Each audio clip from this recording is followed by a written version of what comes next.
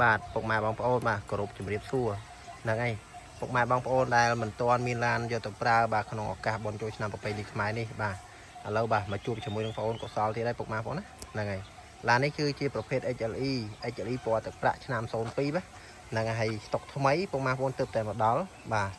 មានការតុបតែងឲ្យអស់ហើយតាំងពីផ្លាកលេខវែងតាំងពីអំពូលគុជបាទមានការតុបតែងឲ្យអស់ហើយជាមួយនឹងការរៀបចំបាទខាងក្នុងខាងក្រៅគឺបងប្អូនរៀបចំឲ្យមើលស្អាតតែម្ដងបាទមានក្រូមេដៃទ្វារបាទត្រឡោកកញ្ចក់បាទហើយកង់យ៉ានអីថ្មីអញ្ចឹងណាពុកម៉ែបងប្អូនណាហ្នឹងហើយនេះបាទមានការរៀបចំឲ្យស្អាតបាទហើយជាមួយនឹងកាមេរ៉ាជើង VIP បាទហើយជាមួយនឹងមួយញ៉េថាច់ Android ពុកម៉ែបងប្អូនណា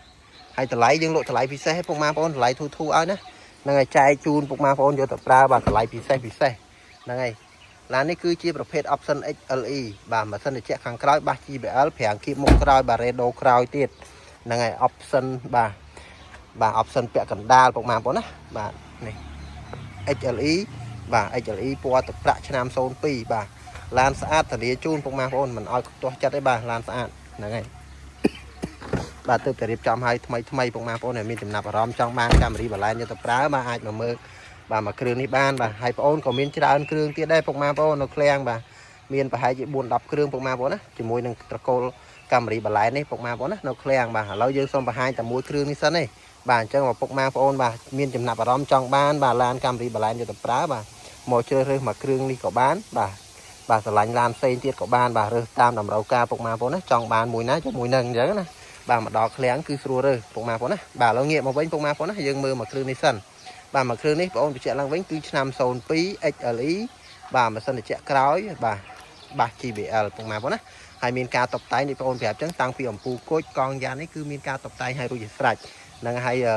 ពុកម៉ែបងប្អូនចង់បងរំលោះក៏បានទិញដាច់ក៏បានវាយដូរក៏បានដែរបាទហើយ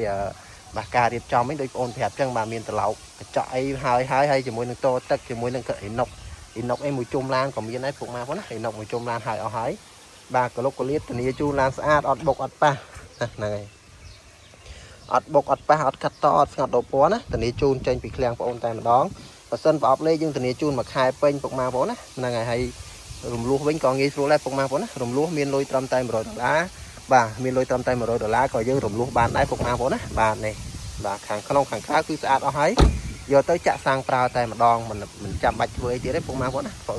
គឺខាងបងប្អូនរៀបចំឲ្យអស់ហើយហ្នឹងហើយអញ្ចឹងចាប់អារម្មណ៍មកមើលមកទីតាំងបងប្អូននៅមុខពលានពោធិ៍ចន្ទង់បាទចឹងសូមអរគុណពុកម៉ែបងប្អូនណាដែលមានចំណាប់អារម្មណ៍ចង់បានមកមើលផ្ទាល់មកពុកម៉ែបងប្អូនណាបាទមានច្រើនគ្រឿងទៀតបាទនៅក្នុងឃ្លាំងបាទសូមអរគុណ